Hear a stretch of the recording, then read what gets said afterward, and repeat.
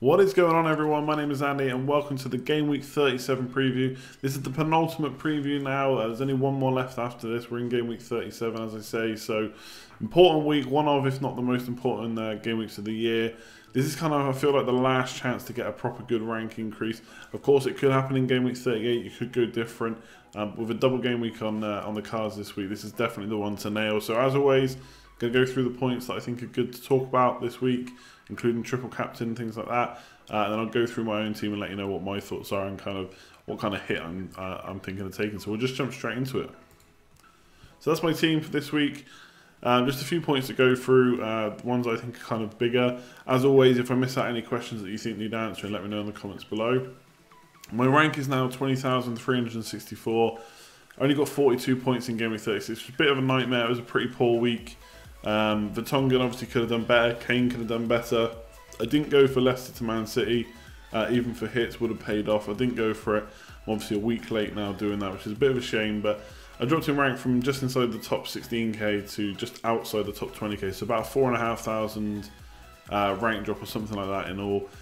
Can I still get top 10k? I think I can. I think there's only something like 25 points between where I am now and the top 10k. So it's super tight. I'm actually not that far away from kind of 50k or 100k. So points kind of in the top 100k are really tight still. There's obviously a lot of active managers still playing, lots of chips to play.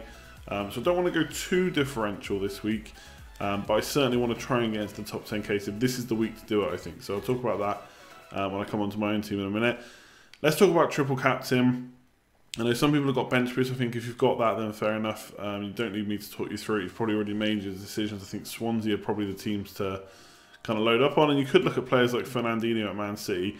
If you don't want to triple up on their big hitters, or you can't triple up on their big hitters, then you might look at someone like Fernandinho for your bench boost. But triple captain, for me, it's really between three players. So I want to go for an attacker. It's between Kane, Jesus, and Sterling.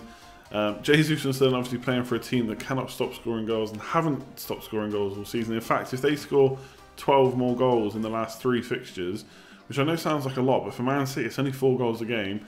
They will then average for the whole season 3 goals per game, which is crazy. So they're obviously both in good form. Sterling especially has been in brilliant form the last few game weeks. Kane has been kind of off form, but has scored in the last 2 games, but didn't really look on it against Watford. Could have got more goals. Was he just unlucky in another game? Will he then get those goals, or is he just off form? All this social media stuff, seems to have been getting it from all directions recently. Still kind of getting a bit of kind of banter, if you want to call it that, or abuse or whatever, for the goal that he claimed, which he didn't touch, or did touch allegedly. He says he did. So he's still getting a lot of stick for that, and obviously coming back from injury. It seems to have just all piled on him at once, and he's kind of, I'd say, a little bit out of form, but 2 goals in 2 games. Obviously, Kane was probably the one that most people earmarked for this game week. I know I did, because obviously he's nailed on. He's on penalties, Newcastle away, West Brom at home. A good fixtures. Maybe not as good as we thought they were going to be. West Brom especially have been doing okay recently. Obviously, they've not been kind of wiping teams away or winning like all their games, but they've been doing a lot better than they had done since Darren Moore came in. So that's maybe not quite as good a fixture as it was, but you still expect Kane to do well against Newcastle and West Brom. So being nailed is definitely a massive consideration for the triple captain. I do think there's a bit of fear in Kane. You just fear that he's going to get back-to-back hat-tricks. So I was looking through his kind of scores over the season. Hasn't got too many double-figure hauls recently, but he has had back-to-back braces. He's had back-to-back hat-tricks. So if he could do that again in the double game with your quids in, he's probably going to be the most captain player this week as well. So there's a lot. If he does damage and you haven't captained him, especially if you haven't triple captained him and others have, could cause you a lot of damage and rank decrease, which is why I'm thinking of going for him. But Jesus and Sterling have been in much better form. Will they play both games? That's the big consideration. Even Jesus could miss out from someone playing the false 9. Now, if they did that, you'd imagine it would be Sterling. So perhaps Sterling will play both games. We've heard Pep say that he wants to respect his opponents. He's got Brighton, Huddersfield and Southampton, I think it is, as his last 3 fixtures. Now, none of those teams are officially kind of safe from relegation yet. Obviously, Brighton you'd expect to be. Southampton are definitely down in there. They're kind of struggling to get out. I think they will. Huddersfield are probably going to get caught into relegation because they've got Man City and Chelsea next. They're nowhere near safe yet. I think Huddersfield are going to be the ones that go down. So if Pep's true to his word, he's going to play strong teams and respect the opposition. But of course, he's got so many players that are good players that can come in and still do well, it doesn't mean that Jesus and Sterling are definitely going to start. So I think there's probably an argument to say Jesus is more likely to start than Sterling. Sterling hasn't had a rest recently. Sané has. David Silva's been away because of family issues and stuff like that. So he'll probably be back this week. We'll have to wait for the press conference. So we'll have to see how that goes. But for me, Sterling is the one. If I could guarantee all those players were going to play 2 games, Sterling, Jesus and Kane, I would go for Sterling straight away. And I'm really tempted to do it because I don't think he'd be captained that highly. He's very explosive. Even if he doesn't get the full 90 minutes, he's got assists and goals in his lockers. His stats are brilliant for the last few games. He's been brilliant all season. I know he's got this kind of stigma where, I said that a lot recently, he doesn't have his shooting boots on, he gets good chances and doesn't put them away, but when he does and then he gets those assists, his score can get big very quickly, and he's got clean sheets. So I'm very tempted to go Sterling as a differential, but I know that Kane could really hurt me, so I'm still going to decide about that before Friday. Obviously, a couple of things to mention. The deadline is Friday this week, 7 PM. I think it's 7 PM, yeah. Man United play Brighton at 8 o'clock. And I am recording this at half-time in the Liverpool game. So they're currently winning 2-1. So I think Roma need another 4 goals just to take it to extra time. So it's very unlikely. So Liverpool are going to go through. I don't think it has too much bearing on the Premier League. We'll come on to Salah later.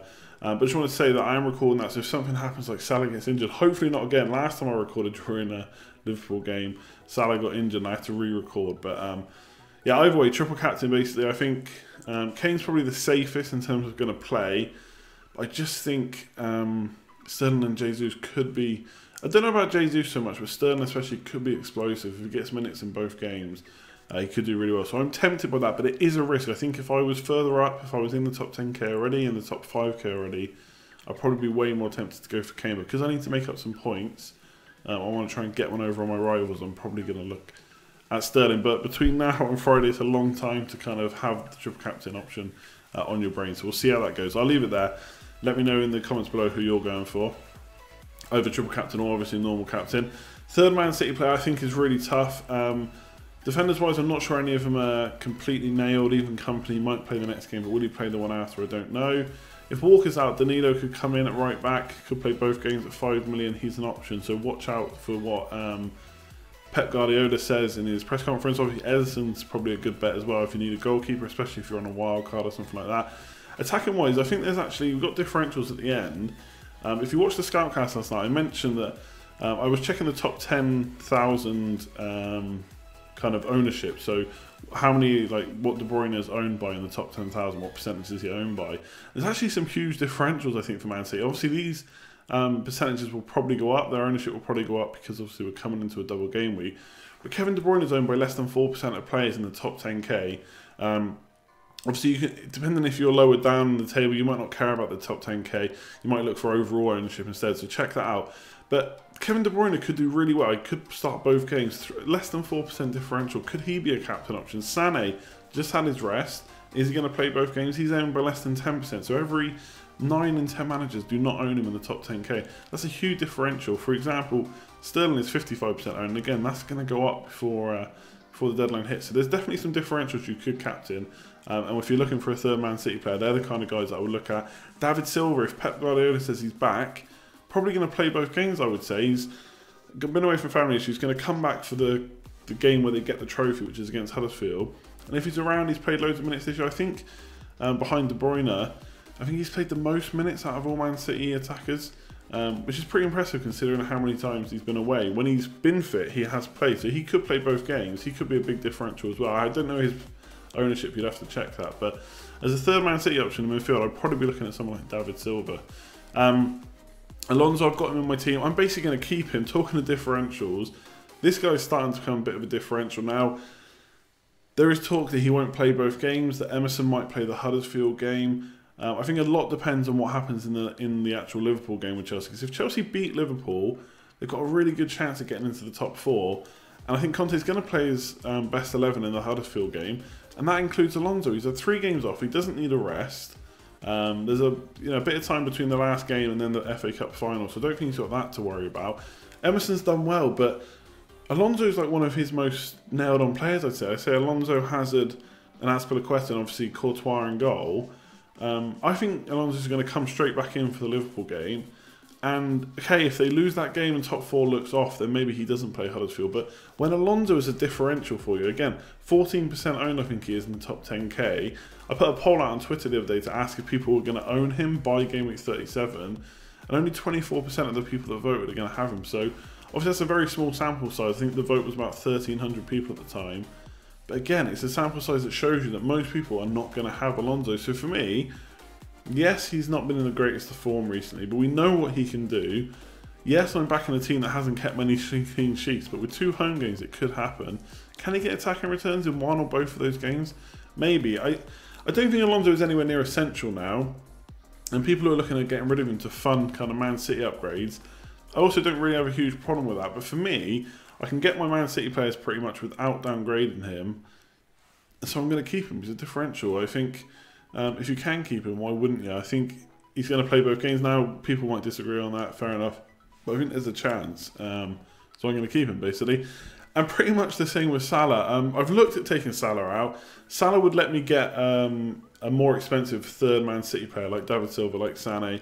Probably not De Bruyne, he's probably a bit too much. But David Silva or Sané. But I'd have to take a hit to get him out. That's -4 points. I definitely want him in game week 38 because he's got Brighton at home. Could be chasing the golden boot there as well, or trying to extend it further depending on what KANE does in the double.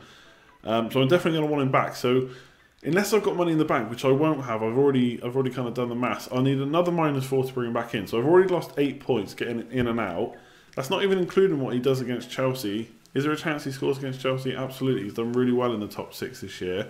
So let's say he just gets a goal and 2 points for playing. That's 7 points. So straight away that's 15 points. Sell him, bring him back, and a goal he scores. So whoever I bring in, Salah or David Silva, has to score 15 points just to break even. So for me, I'm not going to get rid of him. Now, that doesn't mean you shouldn't get rid of him. I think his ceiling against Chelsea is probably not the highest as against a weaker team.